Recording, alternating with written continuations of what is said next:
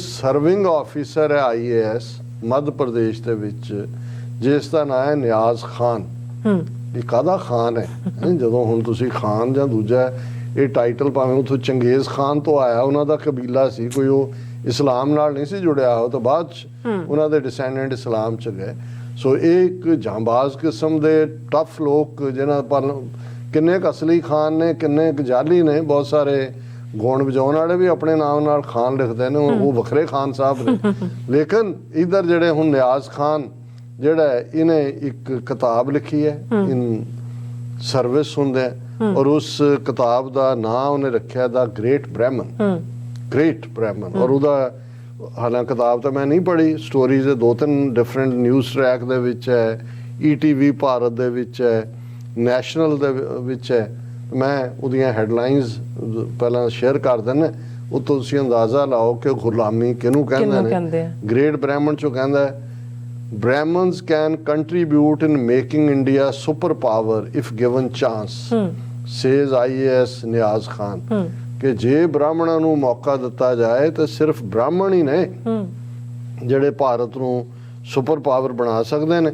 ਔਰ ਉਹਦੇ 'ਚੋਂ ਕਹਿੰਦਾ the book talks about higher IQ levels of Brahmins, the rich history of 3000 years and their contribution to society. The book also advocates Brahmins for higher posts as they have a higher IQ level. ਇਹ ਹੁਣ mister ਨਿਆਜ਼ Khan Sahib, ਪੰਡਤ ਹੀ ਕਹਿਣਾ ਚਾਹੀਦਾ ਇਹਨਾਂ ਨੂੰ, ਪੰਡਤ ਨਿਆਜ਼ ਖਾਨ ਕਹਿੰਦੇ ਨੇ ਕਿ ਬ੍ਰਾਹਮਣ ਤਾਂ 3000 ਸਾਲ ਤੋਂ ਉਹਨਾਂ ਦੀ ਸਿਆਣਪ ਦਾ ਤਾਂ ਕੋਈ ਮੁਕਾਬਲਾ ਹੀ ਨਹੀਂ ਹੈ। ਜਿੰਨਾ ਉਹਨਾਂ ਦਾ IQ ਹੈ ਕਿਸੇ ਹੋਰ ਦਾ ਹੋ ਹੀ ਨਹੀਂ ਸਕਦਾ। ਇਸ ਲਈ ਉਹਨਾਂ ਨੂੰ ਜਿਹੜੀਆਂ ਹਾਇਰ ਪੋਸਟਾਂ ਨੇ ਉਹ ਬ੍ਰਾਹਮਣਾਂ ਨੂੰ ਦਿੱਤੀਆਂ। ਅੱਗੇ ਉੱਥੇ ਸ਼ੂਦਰ ਬਿਠਾਏ ਹੋਏ ਨੇ, ਬ੍ਰਾਹਮਣਾਂ ਦੇ ਕੋਲ ਹੀ ਨੇ। ਲੇਕਿਨ ਇਹ ਗੁਲਾਮੀ 'ਚ ਖੁਸ਼ ਕਰ ਰਿਹਾ ਦਾ। ਫਿਰ ਉਹ ਕਹਿੰਦਾ Brahmin can contribute in making India super power if given chance, says IAS Niyaz Khan. ਔਰ ਉੱਥੇ ਉਹਨੇ ਹੁਣ news story at a time when a debate is going on over the recent statements made by RSS chief Mohan Bhagwat, in which he held Brahmins responsible for the caste system. ਹੁਣ ਜਿਹੜਾ ਤਾਂ RSS ਦਾ chief ਹੈ ਮੋਹਨ ਭਾਗਵਤ, ਹੁਣ ਕਿਉਂਕਿ OBC ਔਰ ਦੂਸਰੇ ਔਰ caste based senses ਨੂੰ ਲੈ ਕੇ ਬਿਹਾਰ ਔਰ ਯੂਪੀ ਦੇ ਵਿੱਚ ਇੱਕ ਪੂਰੀ ਮੂਵਮੈਂਟ ਹੈ ਦਲਿਤ ਭਾਈਚਾਰੇ ਦੀ, ਉਹਨੂੰ ਕਾਊਂਟਰ ਕਰਨ ਲਈ ਮੋਹਨ ਭਾਗਵਤ ਨੇ ਬਿਆਨ ਦਾ ਗਿਆ ਸੀ। ਉਹਨੇ ਕਿਹਾ ਸੀ ਜੀ ਇਹ ਓਰੀਜਨਲ ਹਿੰਦੂਇਜ਼ਮ ਦੇ ਵਿੱਚ ਬ੍ਰਾਹਮਣਿਜ਼ਮ 'ਚ ਜ਼ਾਤ ਪਾਤ ਨਹੀਂ ਹੈ, ਇਹ ਬ੍ਰਾਹਮਣਾਂ ਦੀ ਹੈ, ਜਿਹਦੇ 'ਚ ਉਹਨਾਂ ਨੇ ਬਣਾ ਦਿੱਤਾ। ਹੁਣ ਇਹ ਮੋਹਨ ਭਾਗਵਤ ਦੇ ਖਿਲਾਫ ਜਾ ਕੇ ਵੀ ਪੰਡਤਾਂ ਦੀ ਚਾਪਲੂਸੀ ਕਰਨ ਦੇ ਉੱਤੇ ਆ ਰਿਹਾ। ਉਹਦੇ 'ਚ ਉਹਨਾਂ ਨੇ ਕਿਹਾ ਕਿ ਭਾਈ ਮੈਂ ਜਿਹੜਾ the book talks about higher IQ level of Brahmin, the rich history of 3000 years and their contribution. और उन्हें फिर क्या in a special interaction with E.T.V. Bharat, Khan clarified that his book has no connection with Bhagwat's statement. Bhagwat ji is very respectable to me. And earlier, as I said, I also made a couple of tweets about his ideologies. But my book has nothing to do with his statement. I did the research work 1.5 years ago. And since then I was writing the book. ਕਿ ਮੈਂ ਉਹਨਾਂ ਦੀ statement ਦੇ ਉੱਤੇ ਨਹੀਂ ਕੁਛ ਵੀ ਕਹਿ ਰਿਹਾ, ਇਹ ਤਾਂ ਮੈਂ 1.5 ਸਾਲ ਦੀ ਮੇਰੀ ਰਿਸਰਚ ਹੈ। ਫਿਰ ਉਹਨੇ ਕਿਹਾ theme of the book, I have drawn inspiration from the great Brahmin scholar Chanakya. Great Brahmin Chanakya ਤੋਂ ਮੈਂ inspiration ਲਈ, who is so much talented. Hence I felt that I should come up with a book which tells the extraordinary history of Brahmins. ਉਹਨੇ ਕਿਹਾ ਜੀ ਮੈਂ ਤਾਂ ਇਸੇ ਲਈ ਕੀਤਾ ਕਿ ਮੈਂ ਉਹਨਾਂ ਦਾ ਇਤਿਹਾਸ ਦੱਸਾਂ। ਹੁਣ ਇਹ ਜਿਹਨੂੰ ਇਹਨਾਂ ਨੇ ਮਾਈਨੋਰਟੀ ਕਮਿਸ਼ਨ ਦਾ ਚੇਅਰਮੈਨ ਲਾਇਆ ਸਿੱਖ ਨੂੰ, ਲਾਲਪੁਰਾ, ਇਕਬਾਲ ਸਿੰਘ ਲਾਲਪੁਰਾ, ਇਹਨਾਂ ਵੀ ਭਲੋ ਰੇ ਬ੍ਰਾਹਮਣ ਨੂੰ ਕਿਤਾਬ ਲਿਖੀ ਹੋਈ ਹੈ ਕਿ ਬ੍ਰਾਹਮਣਾਂ ਦੀ ਕੀ ਕੰਟਰੀਬਿਊਸ਼ਨ ਹੈ ਸਿੱਖੀ ਦੇ ਵਿੱਚ। ਹਾਲਾਂ ਇਹ ਨਹੀਂ ਹੈ ਕਿ ਵੀ ਅਸੀਂ ਕਿਸੇ ਨੂੰ ਅਦਰ ਵੇ ਕਹਿੰਦੇ ਹਾਂ, ਉਹ ਹਰ ਵਰਗ ਦਾ ਆਪਣਾ ਇੱਕ ਹੈ ਜਿਹੜਾ ਟੁੱਟ ਗਿਆ ਉਹਦੇ। ਪਰ ਇਸ ਸਟੇਜ ਤੇ ਇਸ ਲੈਵਲ ਤੇ ਜਾ ਕੇ ਐਡਵੋਕੇਸੀ ਕਰਨੀ ਇਹੀ ਗੁਲਾਮੀ ਹੈ। ਫਿਰ ਉਹ ਕਹਿੰਦਾ ਹੈ ਕਿ ਵਿੱਚ I am not saying they should be offered all the things and this that. ਫਿਰ ਹੁਣ ਦੂਸਰੀ ਸਟੋਰੀ, ਕਿਉਂਕਿ ਮੈਂ ਵਕਤ ਵੱਲ ਵੀ ਦੇਖ, ਨਿਊਜ਼ ਟਰੈਕ ਦੀ ਹੈ, IQ of Brahmins is more. I.ਏ.ਐਸ Niyaz Khan tweet again in the news.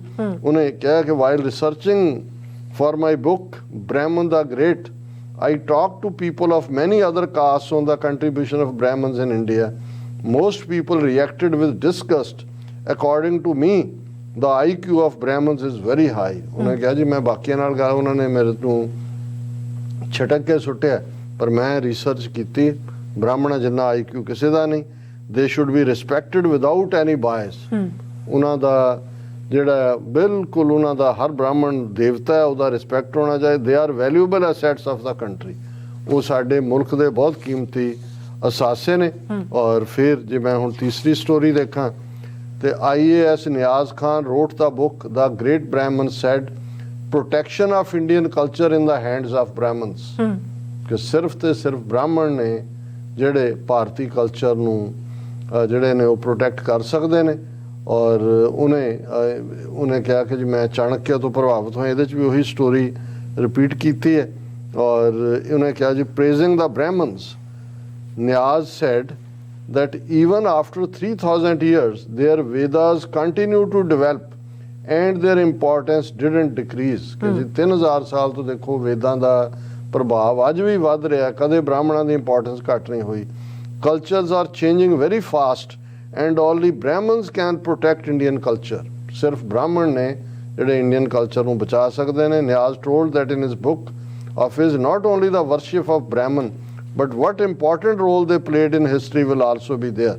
ਕਿ ਅਸੀਂ ਸਿਰਫ ਬ੍ਰਾਹਮਣਾਂ ਦੀ ਪੂਜਾ ਕਰਨ ਲਈ ਨਹੀਂ ਕਹਿ ਰਹੇ ਹੋ ਤਾਂ ਕਰਨੀ ਆ ਤੁਸੀਂ ਬ੍ਰਾਹਮਣ ਦੇਵਤਾ ਪਰ ਉਹਨਾਂ ਨੇ ਹਿਸਟਰੀ 'ਚ ਕੀ ਰੋਲ ਅਦਾ ਕੀਤਾ ਹੈ ਉਹ ਵੀ ਅਸੀਂ ਜਿਹੜਾ ਹਾਈਲਾਈਟ ਕਰਨਾ ਚਾਹੁੰਦੇ।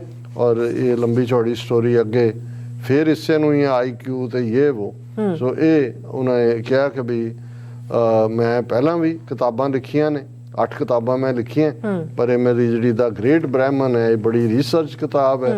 ਔਰ ਬ੍ਰਾਹਮਣਾਂ ਨੂੰ ਦੇਵਤੇ ਬਣਾਓ ਬ੍ਰਾਹਮਣਾਂ ਦੇ ਹਵਾਲੇ ਸਾਰੀਆਂ ਉੱਚੀਆਂ ਪੋਸਟਾਂ ਕਰੋ ਬ੍ਰਾਹਮਣਾਂ ਦਾ IQ ਬਹੁਤ ਉੱਚਾ ਹੁੰਦਾ ਔਰ ਬ੍ਰਾਹਮਣ ਹੀ ਨੇ ਜਿਹੜੇ ਭਾਰਤੀ ਸੱਭਿਅਤਾ ਨੂੰ ਮਹਿਫੂਜ਼ ਕਰ ਸਕਦੇ ਨੇ।